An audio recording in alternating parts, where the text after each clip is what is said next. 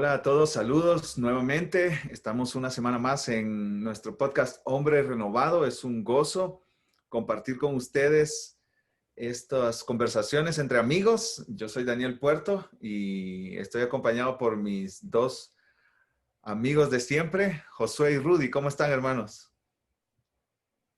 Hola, ¿qué tal? ¿Cómo están? Es un gusto estar nuevamente por acá. Me quedé esperando lo de los tres mosqueteros, Daniel.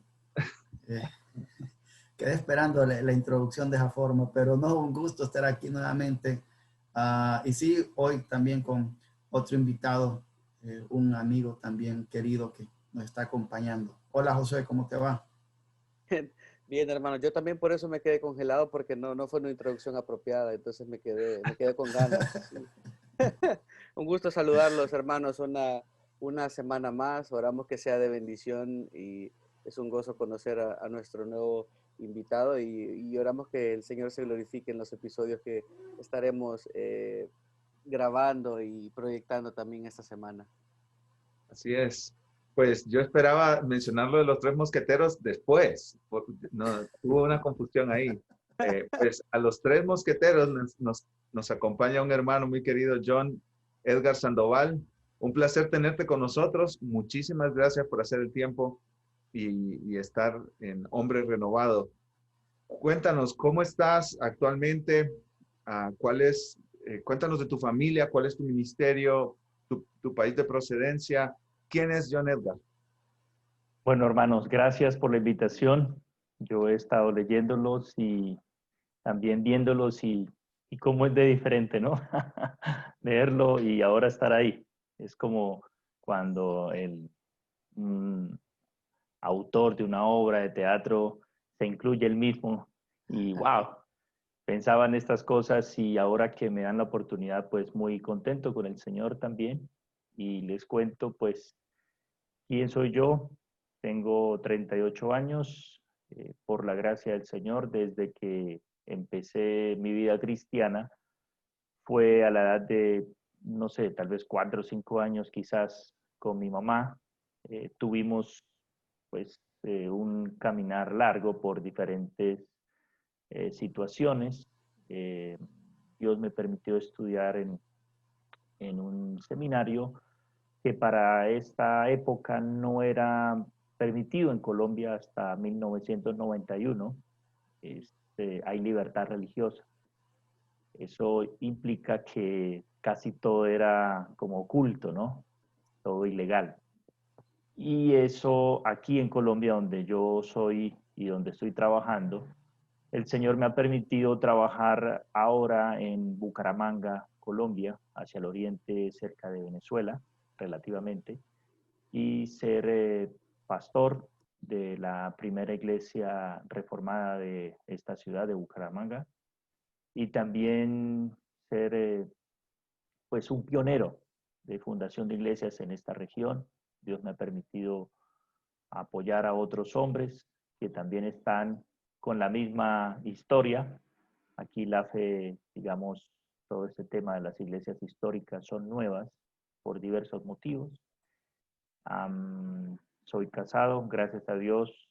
Hace unos 3, 4 días cumplimos 11 años de casados con mi esposa Cindy Juliana.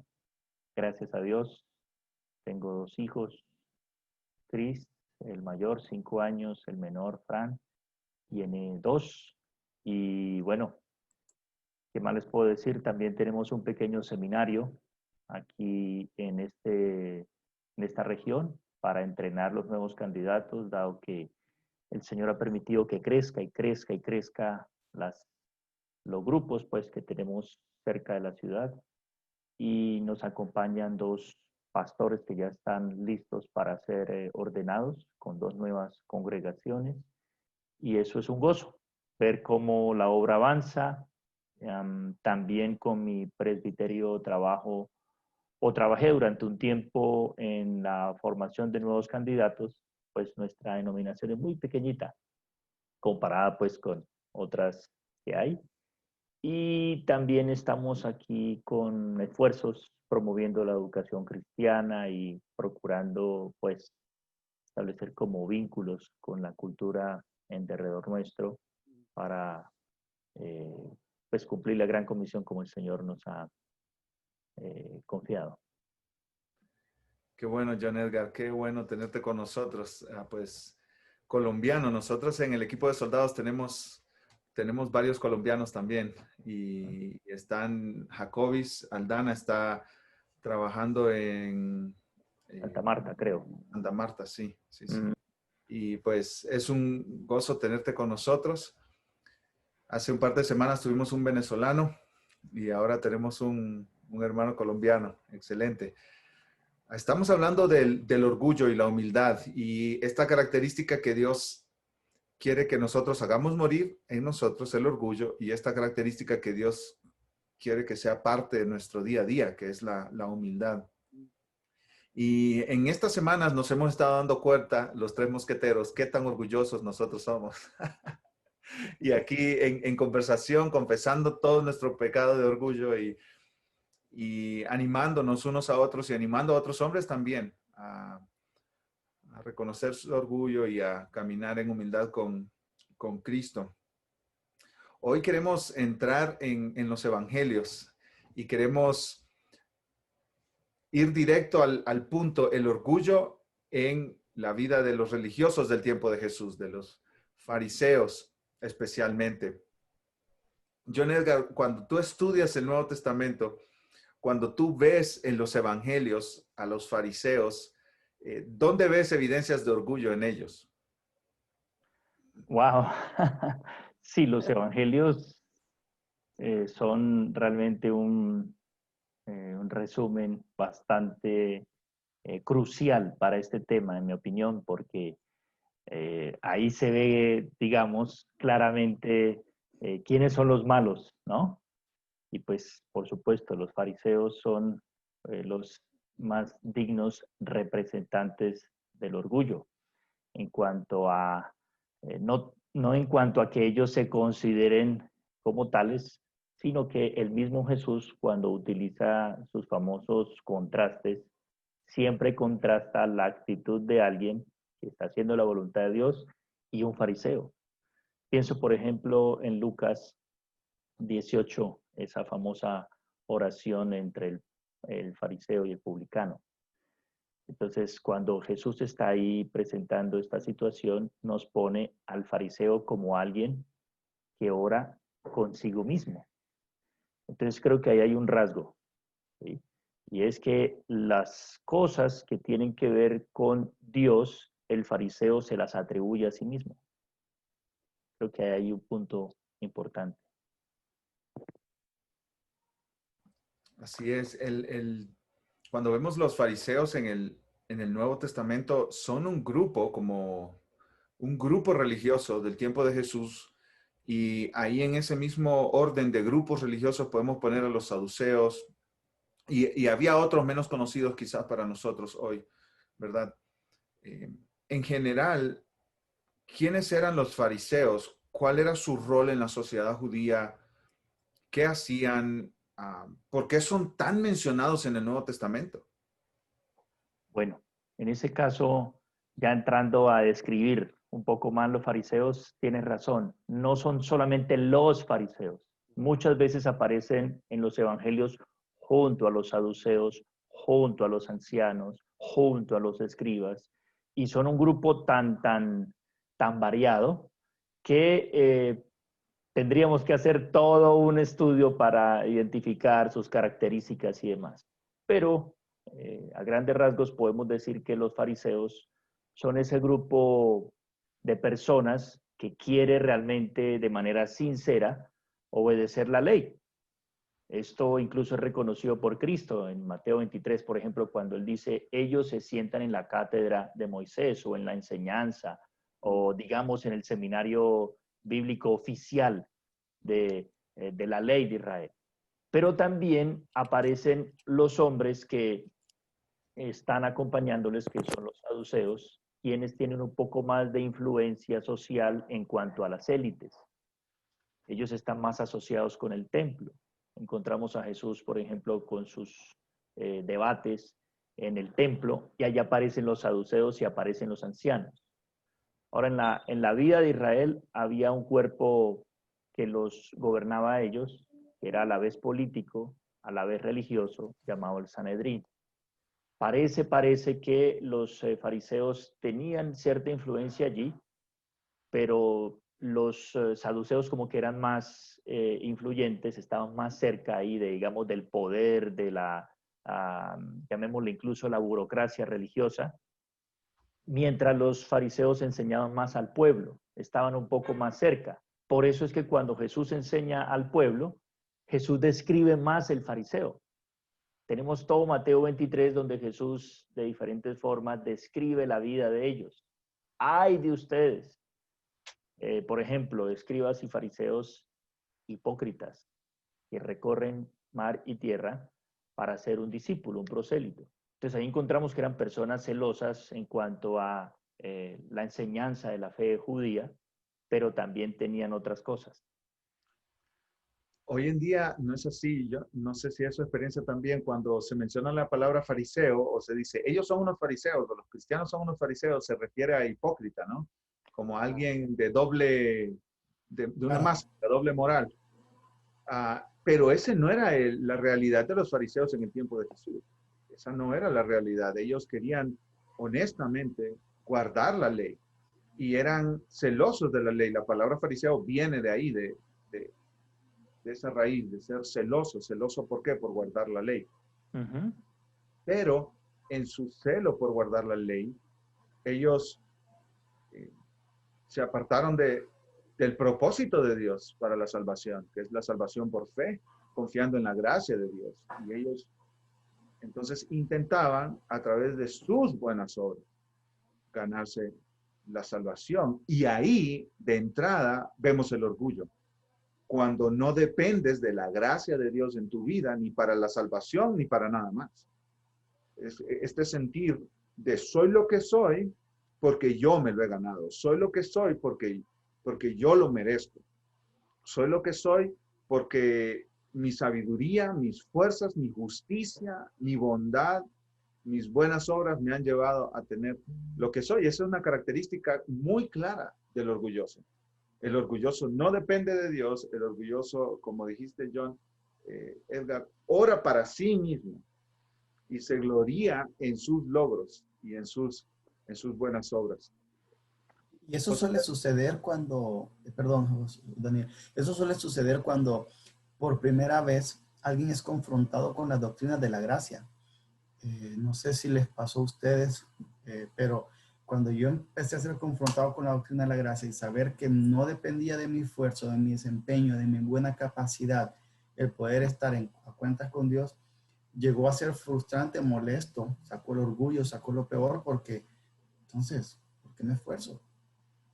Uno quiere ser el actor principal de su vida y no es así. Entonces, uno de los dos problemas que he encontrado yo, a veces cuando alguien llega por primera vez a la doctrina de la gracia es esa, es el orgullo de que no soy yo quien controla todo y eso duele a nuestro orgullo como tal. Y uniéndome a lo que decía Daniel, realmente contrastaba con lo que enseñó Jesús, porque la carga de Jesús es ligera, su yugo fácil, Mateo 11:30, y en Mateo 23, como bien leyó o referenció John, en el versículo 3 dice, de modo que hagan y observen todo lo que les digan los fariseos, pero no hagan conforme a sus obras, porque ellos dicen y no hacen, atan cargas pesadas y difíciles de llevar, las ponen sobre las espaldas de los hombres, pero ellos ni con un dedo quieren moverlas. Estaban haciendo todo a hacer parecer, a diferencia de Jesús, que decía, mi carga es ligera, mi yugo es fácil, y confiar solo en Él. Estaban haciendo que la gente confiara en sus obras, en un cumplimiento, en un parámetro, en algo que debían hacer, y llevándolo hoy en día también muchas veces sucede, ¿no? Sucede en las iglesias, sucede en los mismos miembros de las iglesias cuando ven a entrar a un muchacho, a un joven a la iglesia que no se ve tan bien vestido como esperaríamos que debe estar en la iglesia, somos muy prontos para juzgar y creemos que, aunque no lo digamos, a veces nos comportamos como eso. A veces nos comportamos como que si el cristianismo o la verdadera religión fuera portarnos todos de la misma manera y y no tenemos gracia y juzgamos muy fácilmente porque vemos como debe cumplir ciertas reglas, así como un buen cristiano debe tener una buena barba. Amén, amén. Ay, los agarré. Eso. No, pero John Edgar tiene. Solo hay uno que vemos que no tiene. Y ese es mi mal, ese es mi mal. Les envidio. La próxima me voy a traer una falsa aquí para hacerle competencia. Pero sí, los fariseos, aunque eran muy bien respetados, tenían una alta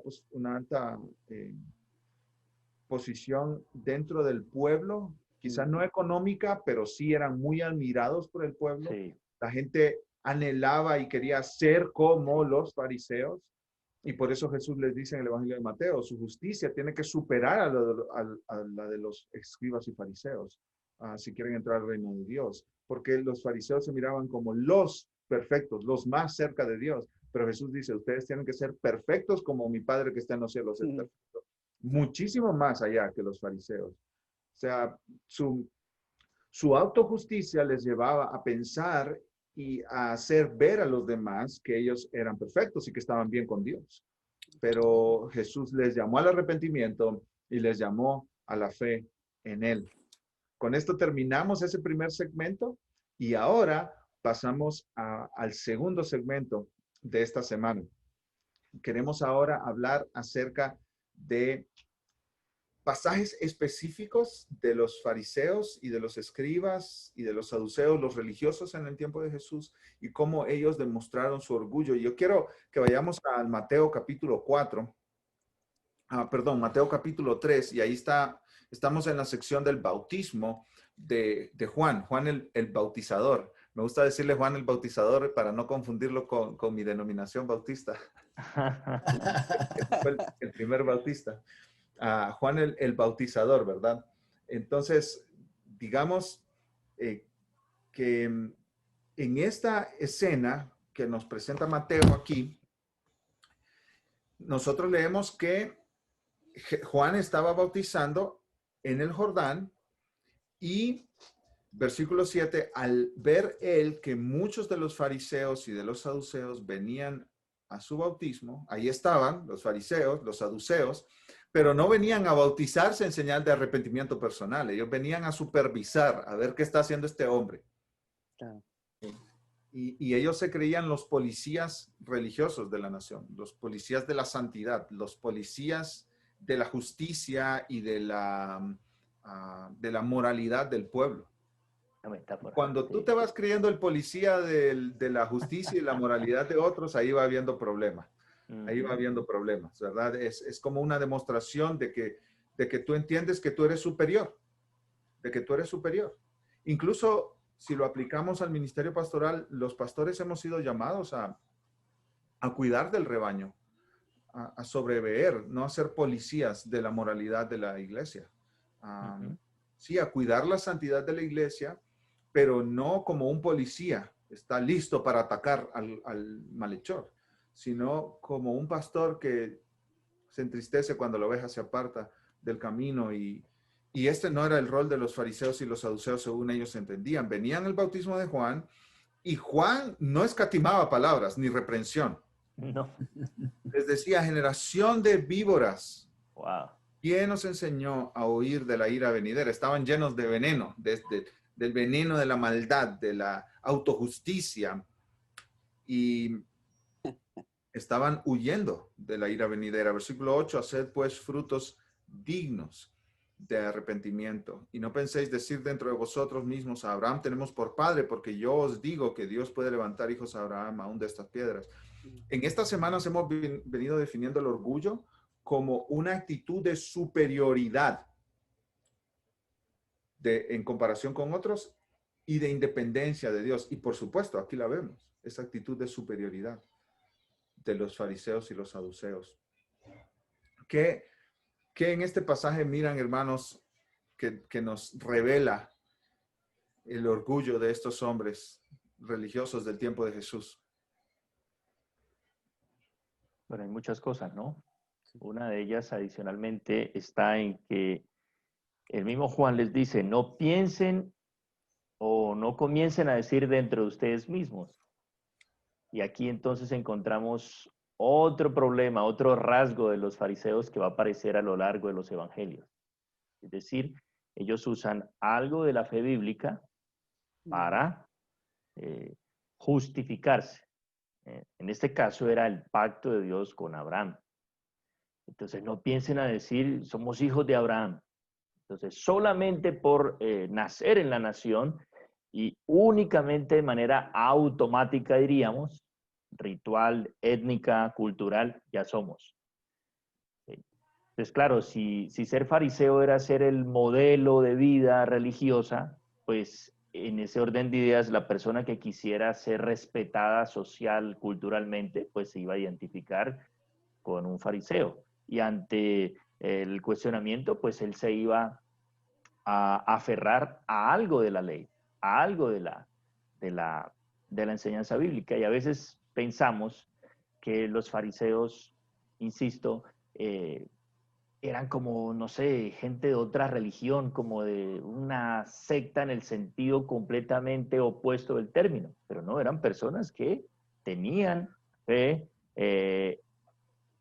desenfocada, por supuesto, tenían una expectativa, tenían unos paradigmas que incluso a nosotros nos hubiese parecido atractivas, pero el problema es, como ya han dicho ustedes, no lo llevaba a confiar en quien confió Abraham, que era en Dios, el Dios de Abraham.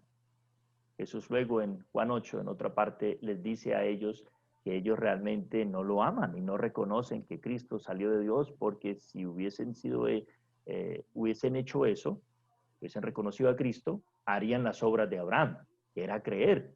Ellos no estaban creyendo realmente en el Dios de Abraham, sino estaban creyendo en cualquier otra cosa distinta.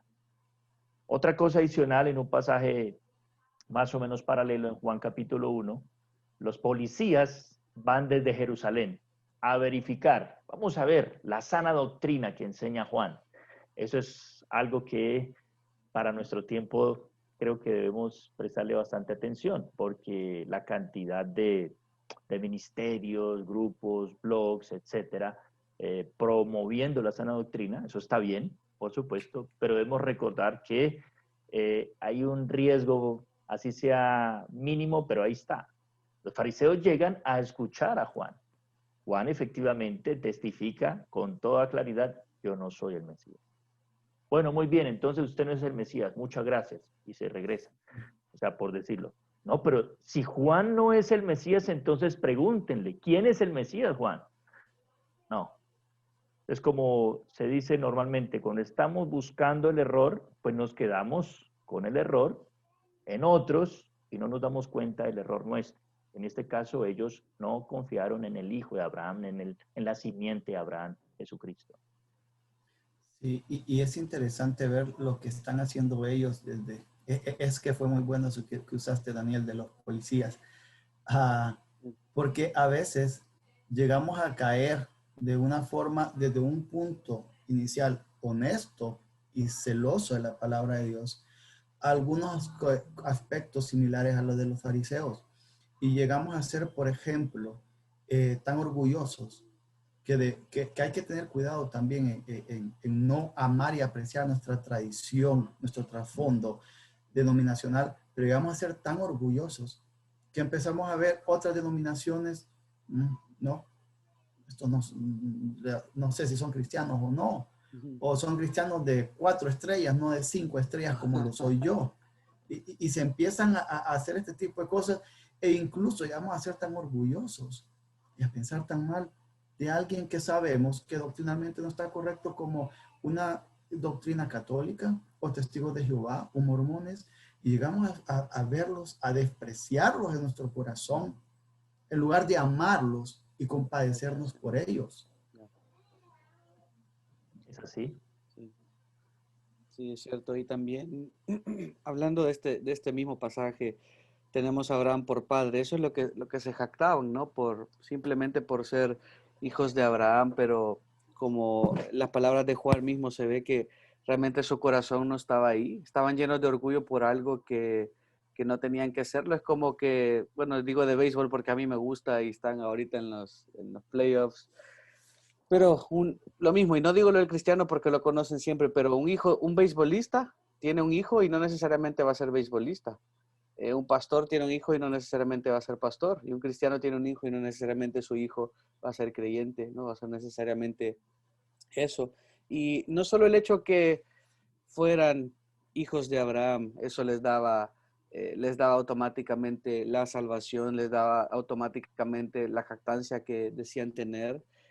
Obviamente Juan les dice lo que venía, dice el bieldo está en el versículo 2, el bieldo está en su mano, limpiará completamente su era y recogerá su trigo en el granero, pero quemará la paja en un fuego que no se apaga porque realmente no había fruto, no había fruto. Ellos decían ser algo que realmente no lo eran. El Señor a través de Juan estaba exponiendo su corazón, su palabra estaba ahí, sabía que no era verdadero, hacían y creían y se justificaban por eso que hacían, mas la verdad de Dios no estaba en ellos, no estaban viviendo una realidad.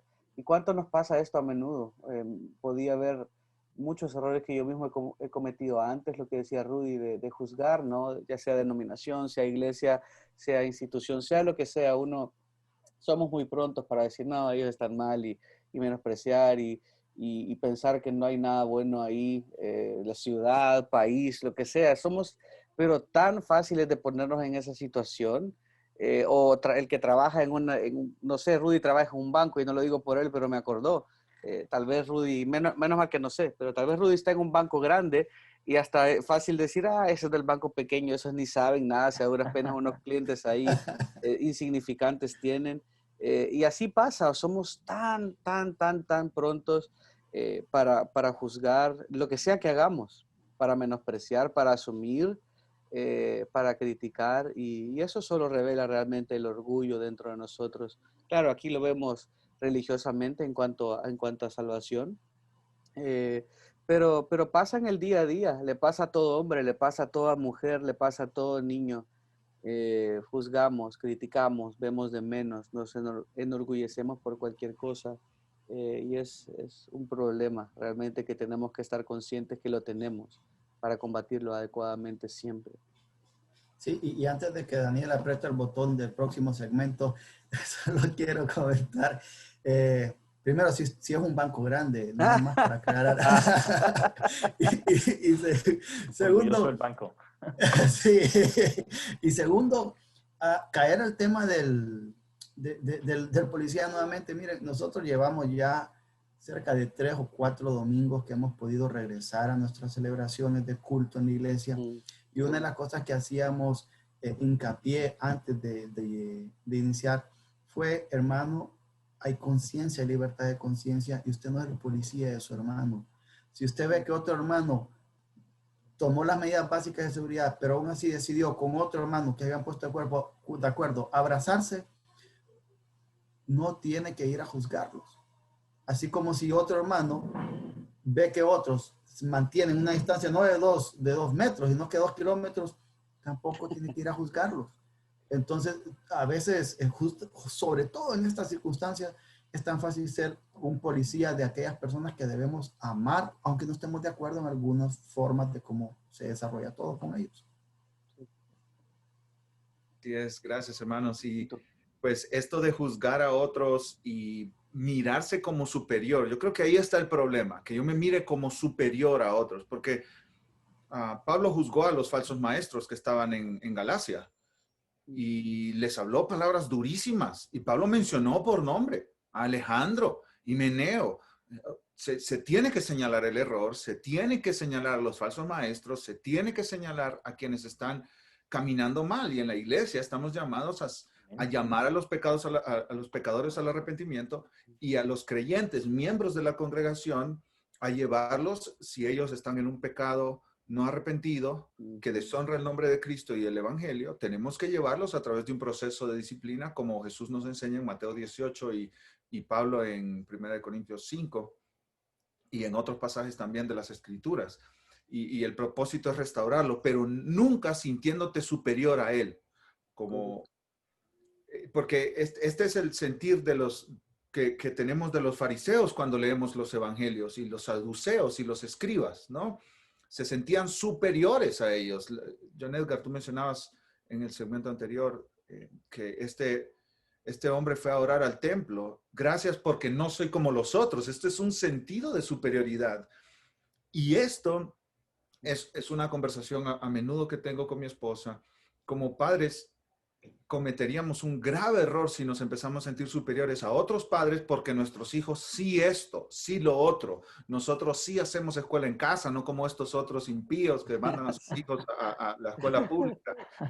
Nosotros estamos en pecado cuando caemos en este tipo de pensamientos. O nosotros sí sabemos cómo disciplinar a nuestros hijos, no como estos.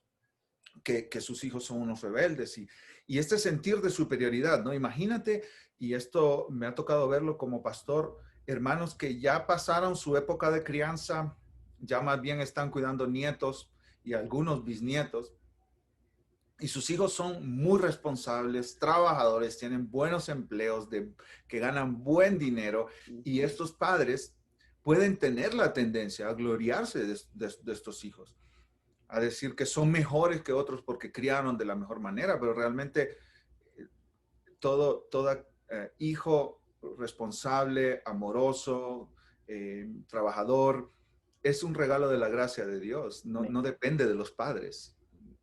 Porque todos conocemos buenos padres que tienen hijos rebeldes, padres que hicieron un buen trabajo que tienen hijos rebeldes. ¿Y por qué los de estos otros hermanos no son rebeldes?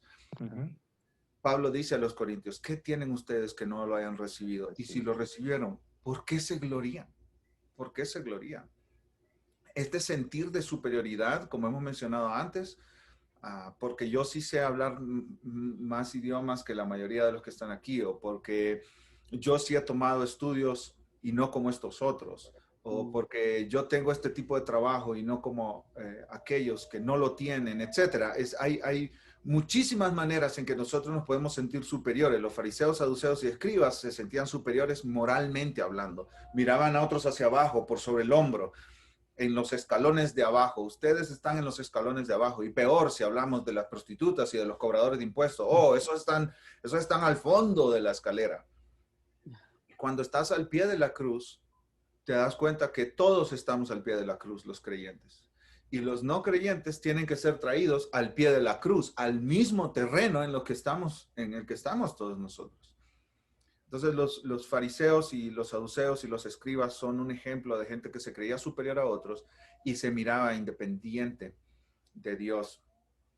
Y podemos seguir hablando horas acerca de ellos, pero mejor pasemos a otro segmento. Con esto terminamos nuestro segmento anterior y ahora pasamos a este nuevo segmento.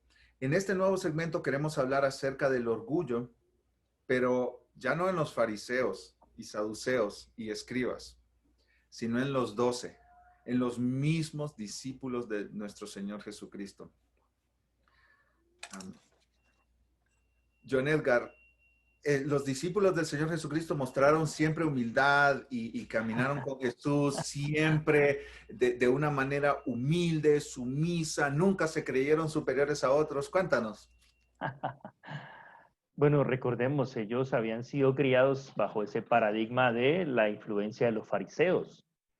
Y siempre es más fácil ver el pecado del orgullo en otro y no en nosotros. Siempre es así.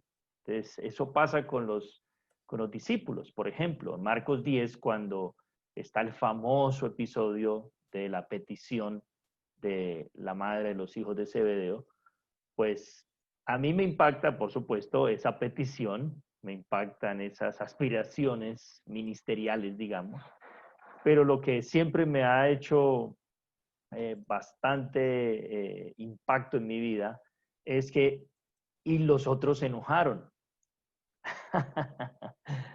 Entonces, me parece que cuando no se tiene claridad acerca de la misma proclividad que tenemos nosotros al orgullo, en el caso de los discípulos, nos quedamos solamente viendo el pecado. Uy, ¿cómo es posible? Es que Jacobo y Juan son terribles. ¿sí? Este pastor, Ujú. este hermano, y ahí un largo etcétera. Pero el problema ahí, otra vez, como decía ese hermano, el pecado del orgullo es tan pecaminoso, para usar una frase de los puritanos, que nos impide verlo en nosotros mismos. Los discípulos de muchas formas manifiestan orgullo. Otra ocasión, por ejemplo, Simón Pedro, enseñándole, podemos decir, a Jesús cómo es que va a lograr sus propósitos de redención. No vas a morir en la cruz. O sea, uno a veces no se da cuenta de esas conversaciones que tienen ellos. Claro. Otras ocasiones, cuando Juan va por orden de Cristo a los samaritanos y no los reciben, y esto, maestro, otra vez usa la Biblia, ¿no? Maestro, debe ser que, diríamos en lenguaje nuestro, deben ser que no son elegidos. ¿Sí? Y también tenemos otros casos, por ejemplo, cuando Jesús está hablando, termina el Sermón del Monte, la gente ve el contraste entre él y los fariseos.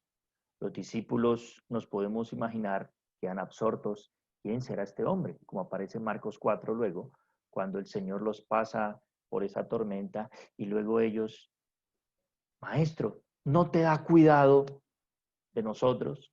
O sea, cuestionando la bondad de Dios. Mm. Otra. O sea, yo creo que podemos sacar muchas más, ¿cierto? Así es, hay muchos pasajes bíblicos, muchos pasajes bíblicos que nos hablan acerca de esta tendencia al orgullo de los discípulos de Jesús. Y es, es importante no solo dar de pasada esta frase, los discípulos de Jesús eran orgullosos. Ellos Sí. estaban caminando con el Dios hecho hombre, con la humildad encarnada. Ellos estaban caminando con el que es manso y humilde de corazón. Amén. Ellos lo estaban viendo día con día. Ellos estaban viendo sus actitudes ante los demás, cómo trataba a los pecadores, a los peores pecadores de la sociedad. Y ellos estaban viendo cómo Jesús trataba a los fariseos, los saduceos, los escribas, otras personas que llegaban con necesidades, a los enfermos, a las viudas, a los pobres, a los ricos. Miraban la humildad de Cristo. Cristo es humildad encarnada. Y aún así ellos peleaban por quién iba a tener el primer lugar. Y John, tú mencionaste Marcos 10. Y pues llegaron Jacobo y Juan, ¿verdad? Le pidieron que les concediera sentarse a la derecha y a la izquierda. Por cierto, estos son culturalmente en el tiempo de Jesús, eran los lugares de mayor prominencia en un reino. Aparte del rey, derecha e izquierda eran los consejeros número uno del rey. Nadie estaba arriba de estos dos individuos, el que estaba a la derecha y a la izquierda, solo el rey. Entonces, Juan y Jacobo estaban pidiendo, nosotros no queremos que nadie esté arriba de nosotros. Wow, eso es muy atrevido, ¿no? Eso es muy atrevido. No queremos que nadie esté arriba de nosotros ni que se nos iguale a nosotros. Y es interesante para mí que Jesús no les dice, no busquen esas posiciones. Jesús no les dice eso. Jesús les dice en el versículo 42, porque los 10 se enojaron, como mencionaste, John Edgar, los 10 se enojaron porque Juan y Jacobo solo expresaron con palabras lo que los otros estaban pensando. Y dice ahí en el versículo 42, más Jesús llamándoles les dijo, ¿sabéis que los que son tenidos por gobernantes de las naciones se enseñorean de ellas y sus grandes ejercen sobre ellas potestad, pero no será así entre vosotros, sino el que quiera hacerse grande entre vosotros será vuestro servidor. En otras palabras, si quieren grandeza, hay un camino para eso, pero no es el camino de buscar el asiento de la derecha y de la izquierda. El camino es servir a todos. El que más sirve es más grande. Y el que de vosotros quiera ser el primero será siervo de todos, porque el Hijo del Hombre, y ahí se pone él como ejemplo, no vino para servir, para ser servido, sino para servir y para dar su vida en rescate por muchos. Y este es el sentir del orgullo, ¿no? No quiero nadie encima de mí, nadie. Y en muchas iglesias hay muchos hermanos, miembros de iglesias que no se quieren someter a nadie. A nadie, no se quieren someter. Y ellos leen Hebreos 13 y parece que no es con ellos, ¿no? Sométanse, obedezcan a sus pastores y parece que no es con ellos, ¿no? Lo pasan de largo. Es de los versículos que no subrayan cuando están leyendo la Biblia. Y porque no quieren a nadie encima de ellos, no quieren rendir cuenta a nadie de su vida.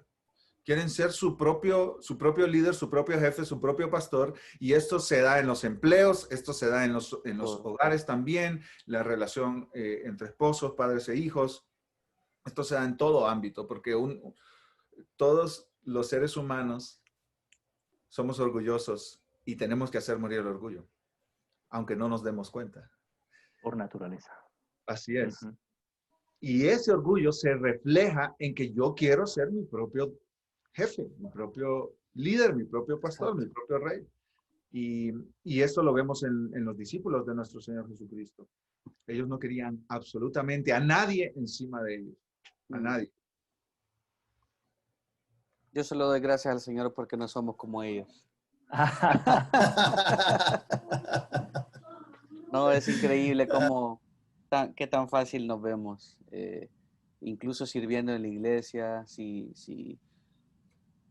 no nos ponen a nosotros a servir como quisiéramos, a cantar como quisiéramos, a predicar como quisiéramos, a servir las mesas como quisiéramos, llámele como sea, porque orgullo hay en todas las posiciones, en absolutamente todos los miembros y somos tan prontos para enojarnos, para molestarnos. Muchas veces la causa de los conflictos, como sabemos, es el orgullo. Es que el otro dijo, no es porque el otro lo dijo exactamente eso, sino porque lo dijo antes que yo lo dijera y quedó bien con el pastor, quedó bien con el líder, quedó bien con la hermana antes que yo lo dijera y ese puesto debía ser mío. ¿Y por qué han invitado a John Edgar Sandoval si en la misma ciudad hay otro hermano que todavía lo hace mejor? Es broma, ¿no? Es un ejemplo.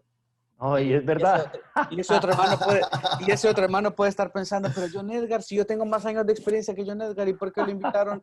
O de nosotros tres, si estos son unos jovencitos todos, ¿por qué están ahí dirigiendo ese programa? Y hay de todo, o sea, sinceramente debemos tener mucho cuidado porque, obvio, lo dije de broma al principio, porque nos podemos identificar muchísimo y somos como ellos. Criticamos, por ejemplo, al pueblo de Israel. ¿Cómo es posible que después de ver lo que el Señor hizo, protestaron y murmuraron? Bueno, lo mismo hacemos nosotros. Lo mismo hacemos porque me picó un mosquito. Me estoy quejando por el calor de ayer que les contaba que me dio ayer en toda la espalda. Nos quejamos tan fácilmente y dejamos de tener un corazón agradecido y consciente de lo que somos, de lo que el Señor quiere que seamos y de servir.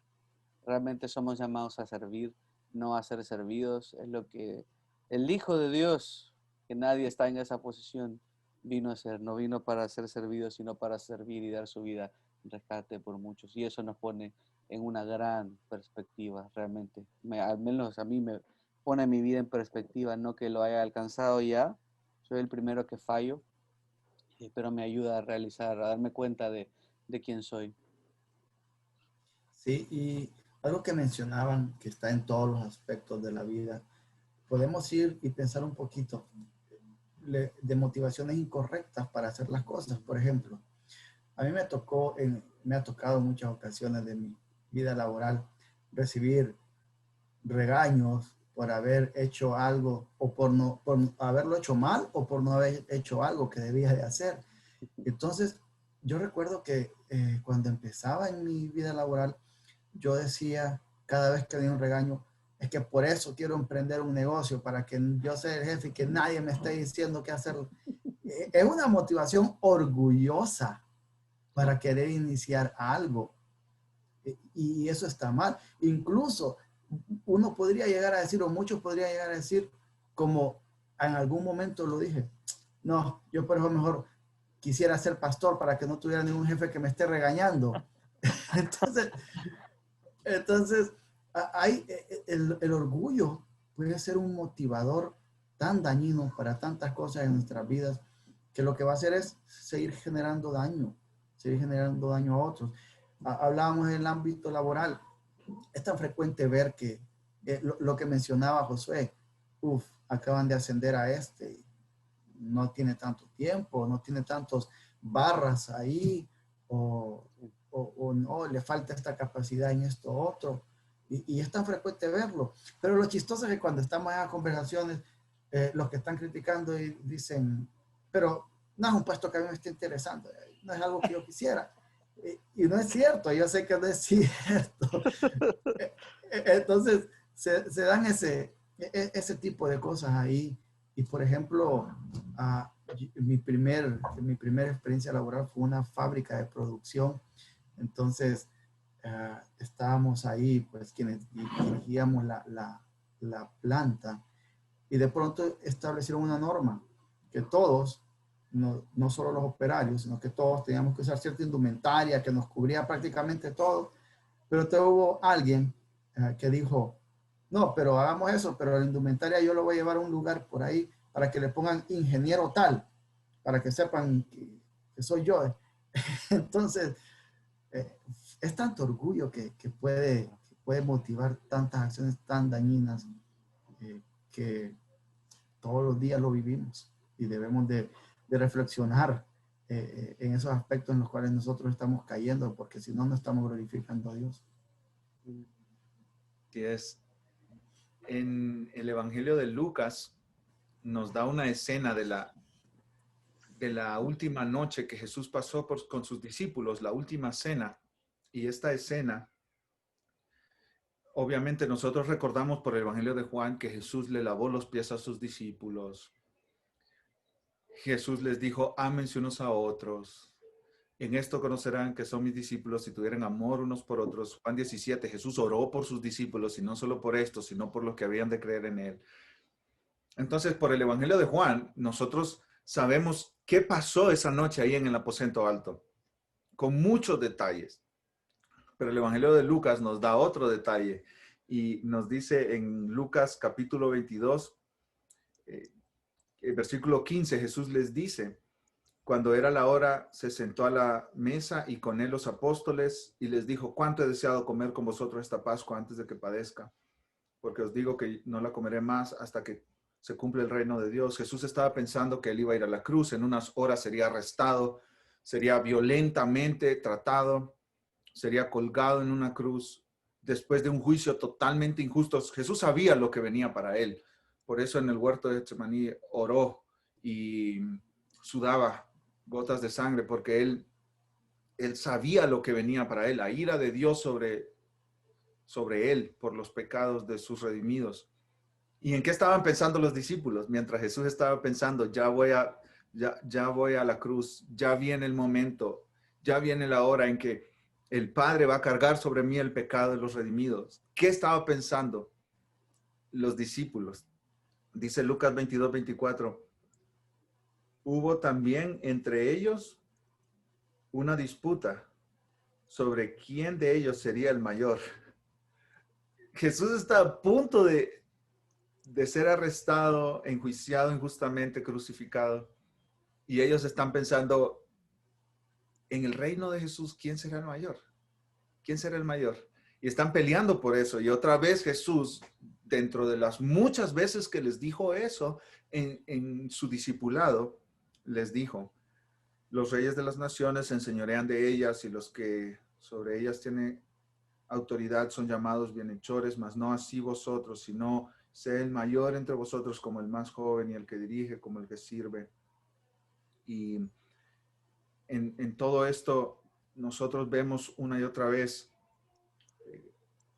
que ahí mismo, la noche antes del acto de redención más grande de la humanidad, la noche antes, los discípulos después de caminar 3 años con Jesucristo, que es la humildad encarnada, mostrando orgullo, altivez, queriendo mostrar esta superioridad unos con otros. O sea, estaban fuera de la tonalidad de Cristo, estaban fuera de la frecuencia de Cristo, estaban en otro canal, estaban en otra carretera, en otro camino. Cristo pagando por los pecados del mundo en pocas horas y ellos peleando por quién iba a ser el mayor. Como el orgullo te distrae del bien espiritual, el orgullo te distrae del gozo espiritual, del gozo de de disfrutar las bendiciones espirituales de Dios. El orgullo te pone en otra frecuencia, en otro camino. El orgullo te pone en otra dirección.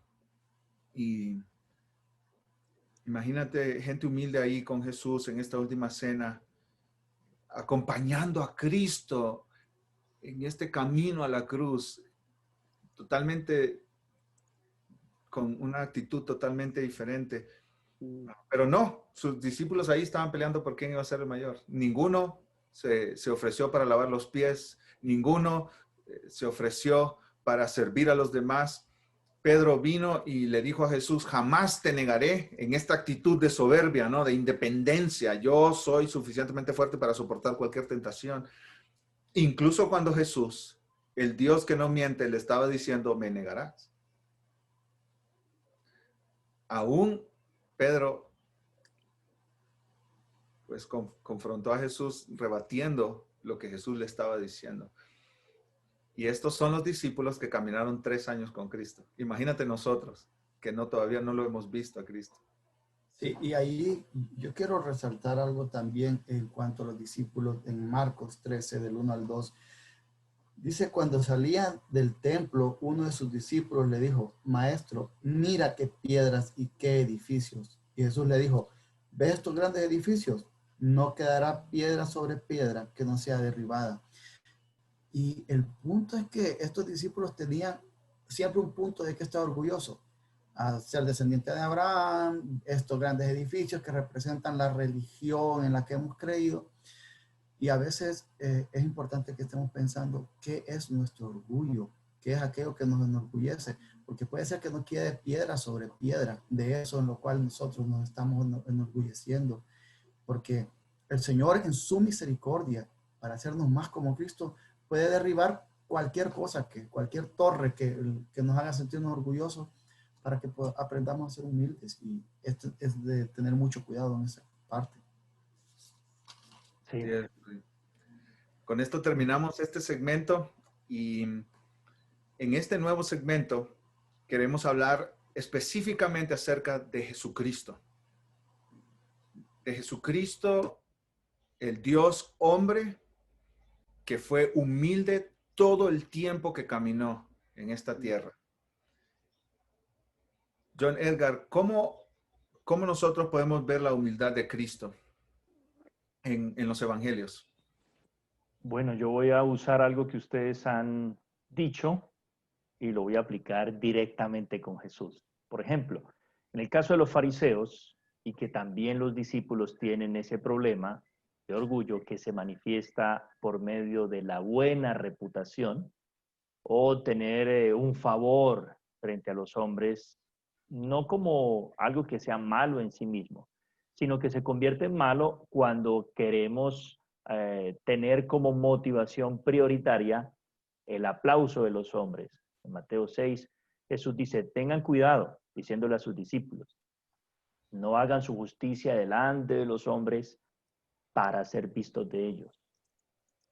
Jesús critica a los fariseos y su grupo, escribas y demás, en Juan 5, cuando les dice que cómo ustedes van a buscar la gloria de Dios, la honra que viene de Dios, si buscan entre ustedes la gloria los unos y los otros.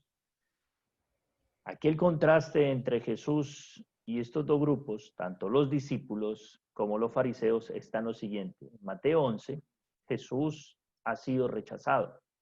Jesús, podemos decir, empieza en un momento crucial su ministerio. Después de que Juan, el bautizador o el bautizante, ¿sí? Está preso y el mismo Juan está dudando, ¿será que sí? ¿Será que no? Etcétera. Y Jesús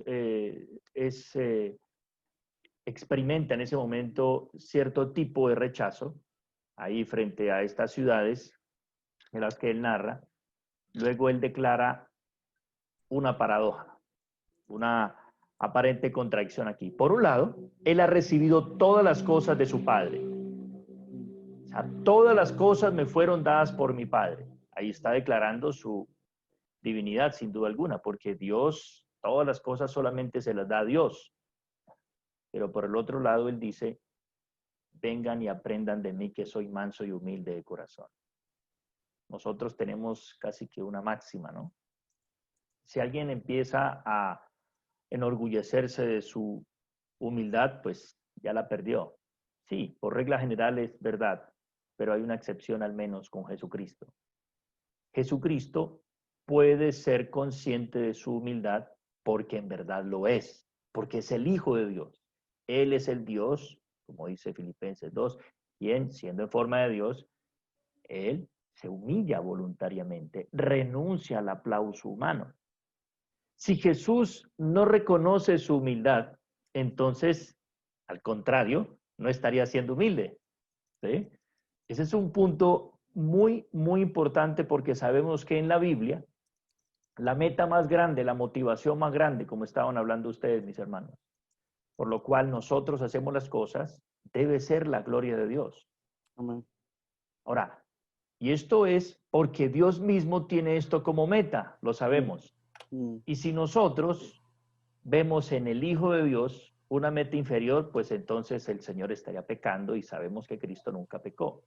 En consecuencia, a mí me impacta mucho este pasaje porque es en un momento de rechazo de personas, pero un momento en el que Cristo se regocija en quienes Él, frente a su Padre, y nos enseña cómo Él es humilde.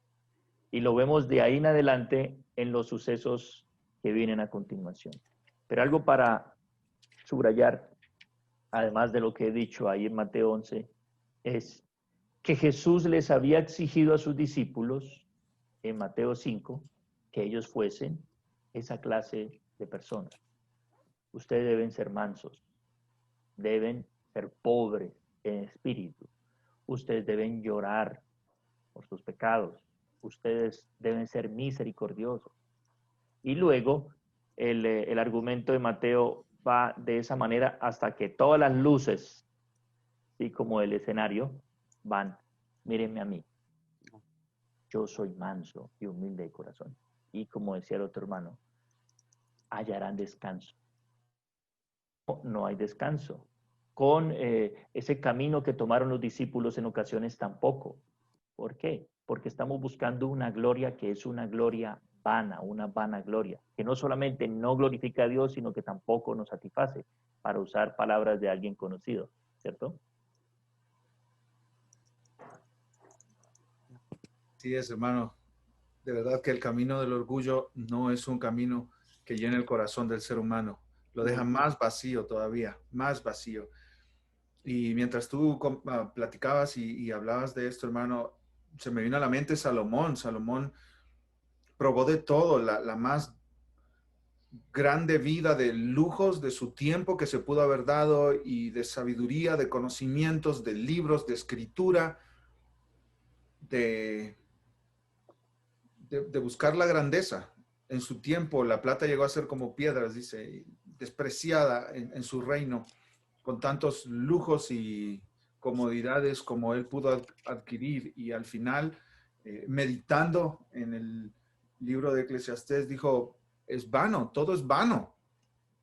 La vida que llena, la vida satisfactoria, la vida bienaventurada, como mencionaste, John Edgar, las bienaventuranzas ahí en Mateo capítulo 5, la vida bienaventurada es la vida del humilde, la vida del que viene a servir, la vida del que viene a dar su vida por otros. Esa es la vida satisfactoria. El orgulloso nunca estará completo, pleno, con una vida donde pueda ver atrás y decir, sí, he sido lleno por el tipo de vida que he llevado. Sí, y es que en verdad el orgullo es un arma tan dañina, tan dañina. Y por eso podemos ver muchas veces los matrimonios, cómo pasan dificultades. Y los hijos cuando no podemos llegar a reconocer algunas cosas en nosotros que están afectando a ellos, solo porque es orgullo, solo porque es orgullo el que tenemos. Pero también podemos ver a Jesucristo, que es la expresión máxima de humildad, que Él es capaz también de ser celoso y de reconocer cuando otros están actuando de forma no correcta conforme a la palabra, los cambistas y todos los que vendían cosas en el templo. Y eso es el punto que uno de los segmentos mencionaba Daniel. También a veces debemos de tener cierto cuidado que para no parecer orgullosos, no querramos denunciar algo que es incorrecto a la luz de la palabra. El problema es, como hablamos en este segmento, es pensar que yo sí estoy bien y yo soy superior porque no estoy haciendo eso. Pero ese es el problema. Pero más bien vamos a crear un problema cuando vemos que la palabra de Dios nos muestra algo y no lo denunciamos y no corregimos eso en nuestras vidas o no vamos, según los principios bíblicos, hacia donde un hermano o hacia la congregación para que pueda resolverse algo. Entonces, a veces es de tener ese cuidado porque en aras o abanderando la humildad y para no parecer orgullosos, llegamos a fallar en los mandamientos que el Señor nos da de confrontar y defender la verdad bíblica. Sí, es un buen punto eso. Gracias, Rudy, por traerlo, porque podemos irnos al extremo y evitar a veces confrontar y estimularnos al amor y las buenas obras mutuamente, con lo que eso conlleva, no solo lo bueno, sino también lo no tan bueno, no tan bonito de confrontar a un hermano. Es como, Rudy, he notado que te estás enorgulleciendo, hermano, que he notado en ti molestias cuando te llamo la atención y por qué. Y no, y lo digo eso de una manera sencilla, pero obviamente hay casos más complejos, pero no podemos irnos al extremo de dejar pasar la oportunidad o lo que el Señor nos pone, nuestra responsabilidad como creyentes, nuestra responsabilidad los unos con los otros, nuestra responsabilidad como ancianos, como pastores, como líderes. Así que es un buen recordatorio. Gracias. Y hay un pasaje que me gustaría que viéramos, que ya lo mencionaste un poco de pasada, John, que está en Filipenses, en el capítulo 2.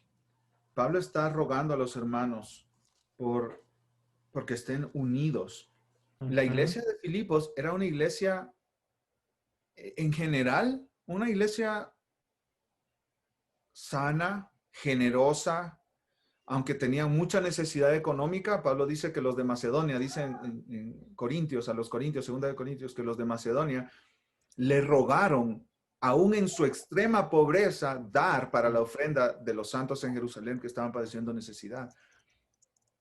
Y parte de los de Macedonia eran los filipenses. Y los filipenses vivían, podemos decir, en pobreza extrema. Y ellos eran súper generosos, eran muy generosos los hermanos en Filipos. Y la iglesia en general era una iglesia que estaba creciendo en piedad, creciendo en santidad, amando el evangelio, amando a Cristo. Y Pablo se los reconoce y les escribe Filipenses para agradecerles, todo lo que ellos han hecho por él. Pero hay un detalle ahí en Filipenses que Pablo hace énfasis, y es que Pablo dice: mantengámonos unidos, manténganse unidos, manténganse unidos. Toda iglesia tiene el riesgo en todo momento de dividirse, de pelearse, de quebrarse, de que se quiebre la unidad. Y Pablo está rogándoles que sean unidos. Pablo está suplicándoles que vivan en unidad. ¿Y a qué apela Pablo? ¿Cuáles son los argumentos que pone detrás de este llamado a la humildad, a la unidad? Pablo usa la humildad. No puede haber unidad cuando hay un montón de orgullosos juntos. Simplemente es imposible en el matrimonio, en la familia, en el hogar, en el trabajo, en la iglesia, entre los pastores, en un grupo de pastores. No puede haber unidad donde no hay humildad. Es imposible. Es imposible. Si nosotros queremos unidad en cualquier relación, necesitamos caminar en humildad. Y aquí Pablo les dice en Filipenses 2, por tanto, si hay alguna consolación en Cristo, si hay algún consuelo de amor, si hay alguna comunión del Espíritu, si hay algún afecto entrañable, si hay alguna misericordia, completad mi gozo sintiendo lo mismo, teniendo el mismo amor, unánime, sintiendo una misma cosa. Y nosotros sabemos que en Filipenses 4, Pablo llama a dos hermanas, Evodia y Síntique, a que sean de un mismo sentir en el Señor. Por ahí vemos que ahí van los problemas. Pablo está atajando, anticipándose a un problema mayor, llamándolos en esta carta a la unidad. Y dice en el versículo 3, nada hagáis por contienda o por vanagloria, antes bien con humildad, estimando cada uno a los demás como superiores a él mismo. Y esto es lo que hemos venido diciendo, ¿no? La humildad es este sentir de esta actitud. Yo estoy aquí para servir. Yo estoy aquí para servir a los demás. Yo no soy más que nadie. Todo lo que tengo lo he recibido de Dios. En mi relación con mi esposa, yo estoy aquí para servirla a ella. Yo la voy a escuchar en lo que ella me diga. Yo soy el líder de la casa, pero no para imponer mi voluntad sobre ella siempre, sino para ayudarla a florecer. Yo estoy aquí para servirla a ella. Esa es mi prioridad, igual con los hijos, igual en la iglesia local. Mis hermanos son superiores a mí. Imagínate una iglesia donde todos estén diciendo, ellos son superiores a mí, ellas son superiores a mí, yo quiero servirlas. Yo quiero darles el primer lugar a ellos, yo quiero darles el primer lugar a ellas, donde estén todos pensando en el bien de los otros, viendo a los demás como superiores a él mismo, no mirando, versículo 4, cada uno por lo suyo propio, sino cada cual también por los de los otros. Y estamos constantemente buscando el bien de otros, buscando el bien espiritual de otros, el bien económico de otros, el bien laboral de otros, el bien familiar de otros. Estamos constantemente en esa dirección. Wow, ese sería el cielo en la tierra, ¿no es cierto? En una iglesia local. ¿Y a quién pone de ejemplo? A Cristo. Allá pues en vosotros, versículo 5, este sentir que hubo también en Cristo Jesús, el cual siendo en forma de Dios, no estimó el ser igual a Dios como cosa que aferrarse, sino que se despojó a sí mismo, tomando forma de siervo, hecho semejante a los hombres, y estando en la condición de hombre, se humilló a sí mismo, haciéndose obediente hasta la muerte y muerte de cruz. Él vino a servir, él vino a servir, él vino a dar su vida. Y se dio por completo. Jesucristo es el ejemplo máximo de humildad. Jesucristo es el ejemplo mayor de humildad. Y con esto terminamos nuestro segmento. Y en este nuevo segmento queremos hablar acerca de cómo ver a Cristo nos hace a nosotros humildes. Cómo caminar con Cristo diariamente nos hace crecer en humildad. Esta es la respuesta para aquellos de nosotros que decimos, sí, yo veo orgullo en mi vida, en mi trato con los demás. Sí. Yo veo arrogancia, altivez, me creo más que otros por mi inteligencia, por mis talentos, por mis capacidades, por mis estudios, por mi trasfondo, por mi apellido de familia, por la ropa que he visto, el carro que manejo, el vecindario donde vivo. Yo me creo superior a otros, por el seminario donde estudié, por los predicadores que yo escucho. Me siento superior a otros pastores. Siento que mi iglesia es superior a todas las demás. Y wow, no hay ninguna iglesia sana en esta ciudad. Solo la mía. Solo la mía. Toda esta actitud de arrogancia tiene que morir para el cristiano. ¿Y cómo es eso posible? Viendo a Cristo, yendo a la cruz cada día, constantemente. John Edgar, ¿qué le dirías a un creyente que te dice, de verdad, hermano, sí miro orgullo en mi vida, ayúdame? ¿Cuál es el siguiente paso que yo tengo que dar para crecer en humildad y hacer morir mi orgullo? Bueno, yo he visto en esta reflexión que hemos estado repitiendo cosas y estamos de acuerdo en varias cosas. Una de ellas es en ser conscientes del orgullo. Y para ser conscientes del orgullo necesitamos un contraste, una medida, una norma.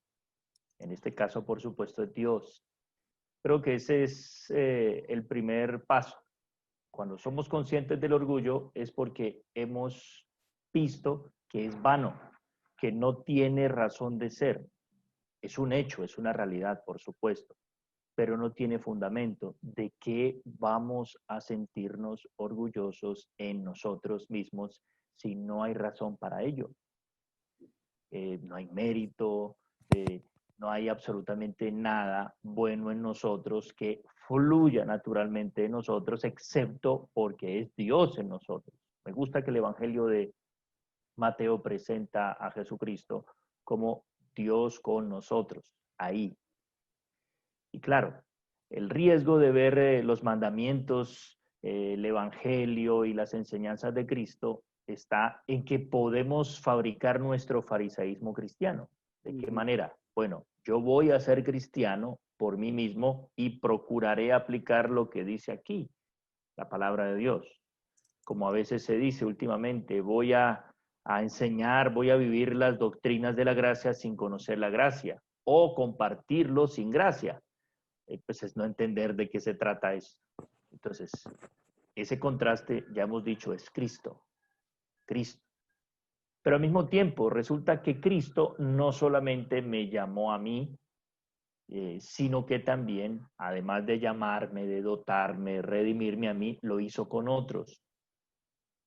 Es interesante que los discípulos son puestos en ese campo de entrenamiento unos y otros, en un contexto en donde Jesús les enseña, en plural, las bienaventuranzas. Los mandamientos son plurales, o sea, no es solamente para mí, como si la fe cristiana fuese algo únicamente de lo que decía mi hermano Rudy sobre el trabajo, ¿no? De ser independientes. No, la interacción humana es ineludible. Nosotros debemos ver que cuando Jesús dice, lleve mi yugo, mi carga, cuando Él está diciendo que es humilde, lo dice sobre vosotros. El Señor está llamándonos, por una parte, que Él nos va a quitar esa carga. La figura, por supuesto, es de la ganadería, donde llega el animal después de esforzarse, arando, ahí con lo que le colocan en esta parte, en la cerviz, etcétera. Pero, ¿qué era lo que estaba pasando? Otra vez, el contexto eran los fariseos, los escribas que ataban cargas pesadas sobre los hombres, producto de su orgullo, de su deseo de mérito, etcétera. Pero Cristo no nos deja sin yugo. Cristo nos pone un yugo y el yugo es conocerlo a Él. Aprendan de mí, véanme, observen. Y nosotros conocemos a Cristo por los evangelios, pero también conocemos a Cristo por los que Él ha dotado para darnos a conocer a Cristo. Están los apóstoles en primer término, también están los pastores maestros quienes nos siguen enseñando quién es Cristo y vamos aprendiendo a Cristo, no solo de manera verbal en cuanto a la enseñanza, sino de manera visual. A mí me ha ayudado mucho ver hombres que yo respeto, que yo admiro, respondiendo de manera muy distinta como yo respondería en las mismas situaciones. Sí. Una cosa que me ha parecido también interesante es cómo reacciono en la dificultad, como hablábamos ahora en las relaciones. Para que haya una relación, por lo menos alguien tiene que ser humilde, alguien tiene que ceder. Y el líder en la casa es el que está tomando la iniciativa de ceder. En este caso, llevo 11 años cediendo, diría mi esposa. Sí. Pues bien, creo que esas tres cosas me han ayudado a mí y los veo claros en el Evangelio. Ver el contraste de nosotros con Cristo, que es perfecto. Segundo, encontrar y vernos en Él nuestra inclinación y la forma en la que buscamos siempre revivir, por decir así, ese orgullo. Y tres, ver cómo aprendemos de Cristo directamente de la palabra y también por medio de los otros hermanos y las circunstancias de la vida. Muy bueno. Creo que es clave eso, llevarlo a la práctica, porque claro, estar dándole y hemos estado semana tras semana, día tras día, dándole el orgullo, el orgullo, el orgullo. Nos cuesta aún así reconocer que a veces somos orgullosos, pero por otro sentido podemos sentirnos, wow, desesperanzados, ¿no? Y solo recordaba lo que Jesús le dijo a sus discípulos, mirándolos seguramente con mucho amor. En Mateo 19:26 le dice, para los hombres eso es imposible, pero para Dios todo es posible. ¿Por qué les dice? En verdad les digo que es difícil que un rico entre en el reino de los cielos. Es más fácil que un camello pasar por el ojo de una aguja que para un rico estar en el reino de los cielos. Y los discípulos desesperanzados con asombro diciendo, wow, ¿quién podrá salvarse? O nosotros decir, wow, hombre, ¿cómo? ¿Quién te va? O sea, ¿qué hacemos? Estamos fritos. No tenemos esperanza, pero debemos humillarnos delante del Señor. Si para los hombres eso es imposible, si para nosotros es imposible quitar el orgullo, para el Señor es posible si nos humillamos, si acudimos a Él, si Él es nuestro todo, si cada día venimos y tratamos de hacer morir nuestro orgullo y aferrarnos a Él. Él nos va a dar gracia, tratar de reconocer cada día todo lo que Él es, todo lo que yo no soy y todo, por lo contrario, todo lo que soy, que no soy manso y humilde, que Él es manso y humilde, que necesito aquel que es manso y humilde para ser yo manso y humilde, que quiero ser como Él, crecer en ese proceso de santificación. Va a ser clave darte cuenta que sí, es duro y va a ser una batalla que vamos a luchar con ella hasta el final, pero solo aferrados al Señor por su gracia, podemos realmente sobreponernos ante esta dificultad que nos acompañará toda la vida. Solo el Señor puede hacerlo, no es en nuestras propias fuerzas, es dependiendo de Él únicamente que podemos alcanzar y lograr a poco vencer ese orgullo e ir creciendo cada vez más a la imagen de aquel que es manso y humilde.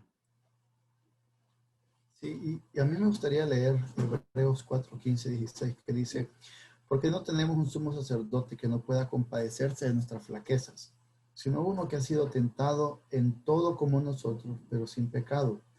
Por tanto, acerquémonos con confianza al trono de la gracia para que recibamos misericordia y hallemos gracia para la ayuda oportuna.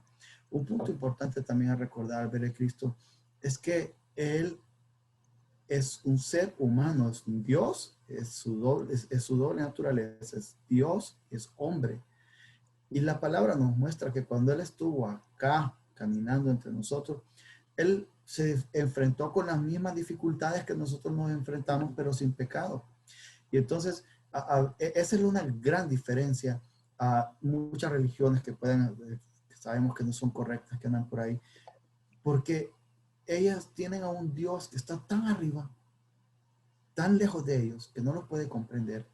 Pero sabemos que el Dios verdadero, que se encarnó en la figura del Hijo, nos comprende. Así que cuando llegamos ante Él, no estamos ante alguien que no sabe por lo que estoy luchando.